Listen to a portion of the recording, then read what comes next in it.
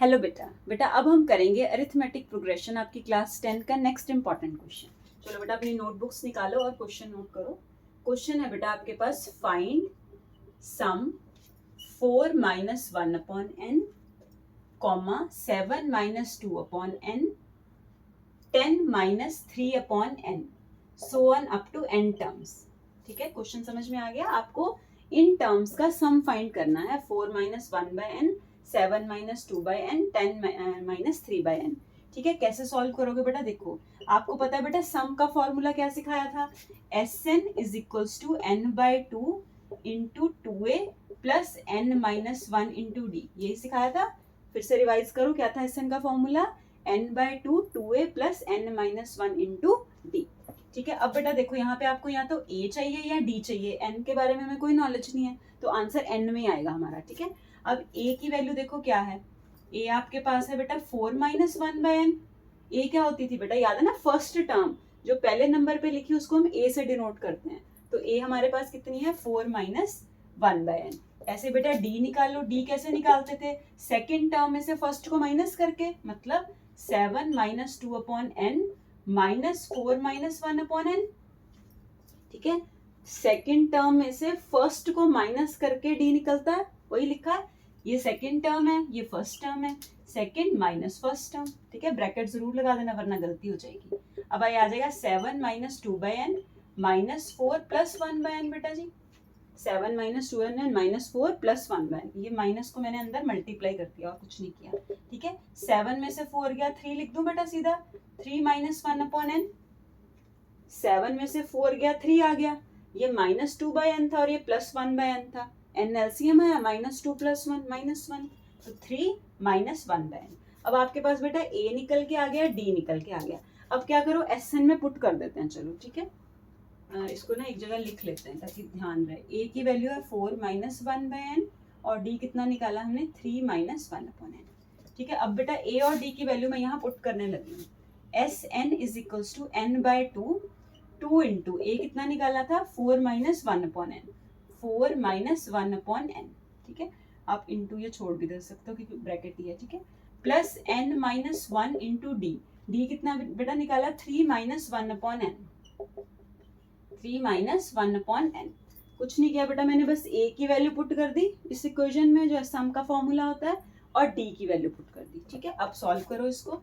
N by to, ये 4 to जा 8 minus 2 by N आ जाएगा। ये समझ आ गया ना, 2 4 जा 8, 2 into 1 upon N, 2 by N, 2 into 1 upon N is 2 by N.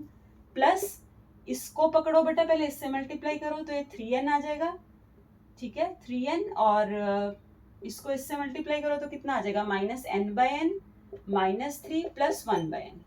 ये स्टेप समझ में आया? देखो दोबारा देख लो, n को 3 से मल्टीप्लाई किया, 3n आ गया।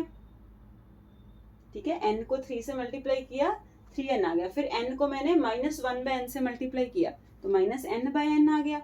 फिर इस माइनस 1 को पकड़ो, इससे भी मल्टीप्लाई करो, इससे भी minus 1 into 3 minus 3, minus 1 into minus 1 by N is plus 1 by N. Minus into minus plus होता है।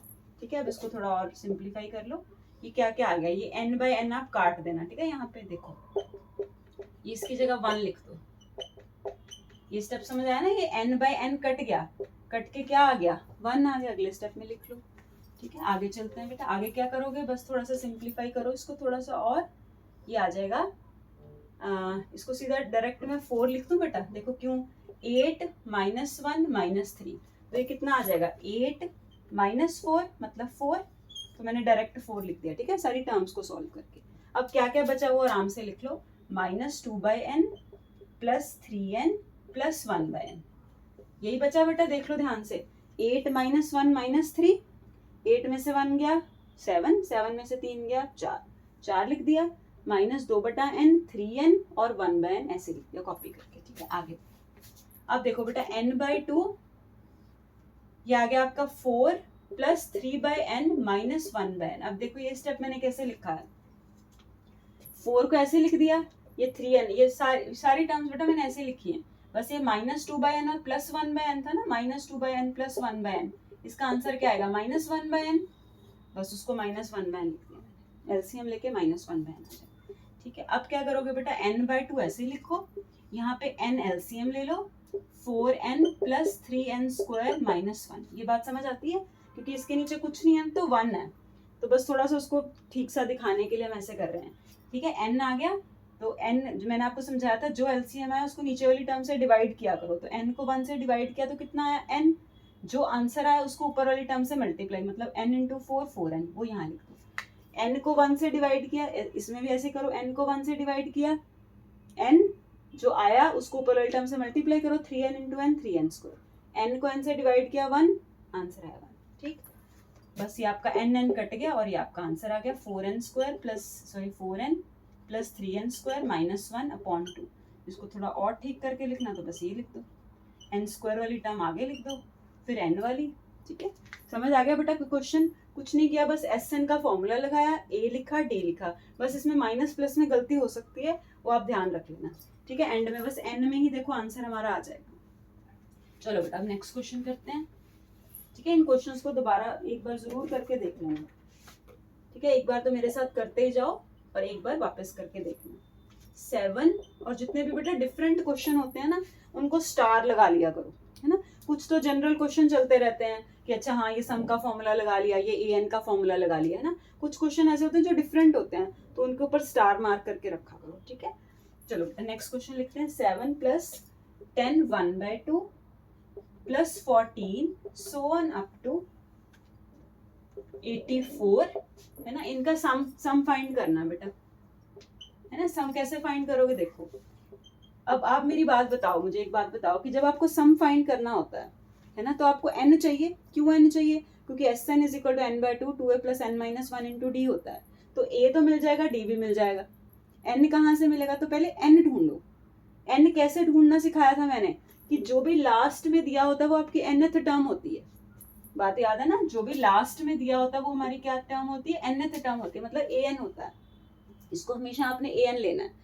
an के फॉर्मूले में a plus n minus 1 into D होता है an का फॉर्मूला, उसमें पुट करके n निकालो पहले। चलो अपनी अपनी कॉपी में खुद से करो, an का फॉर्मूला लगाओ, a plus n minus 1 into D is equal to 4। समझ आ गया ना बेटा? जो लास्ट में लिखा वो हमेशा nth टर्म होती है, ये याद रख लो। an is equal to 84 put कर दिया, an का formula a plus n minus 1 into D is equal to 84। अब n तो आपको निकालना ही है ना, तो a की वैल्यू कितनी है यहाँ पे? 7। d कैसे निकलेगा? सेकेंड टर्म में से फर्स्ट को माइनस करके, तो इसका मतलब 10 1/2 में से 7 को माइनस करके, ये कितना आ गया? 21/2। ये पता है ना, 10 इंटू 2 20, इसमें 1 ऐड किया, 21/2 माइनस 7, 2 LCM आया, 21 माइनस 14, तो ये बेटा आपका 7/2 आ गया।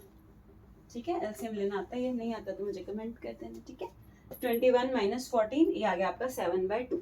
अब a की वैल्यू आ गई, d की वैल्यू आ गई। अब मैं इसको रब कर रही हूँ, आप अपनी कॉपी में लिख के रख लो। a 7 है और d क्या है? 7/2। यहाँ लिख लेते हैं a 7 d 7/2। बस इसमें पुट करते हैं बेटा, n आ जाएगा ना हमारा। 7 plus n minus 1 into 7/2 is equals to 84।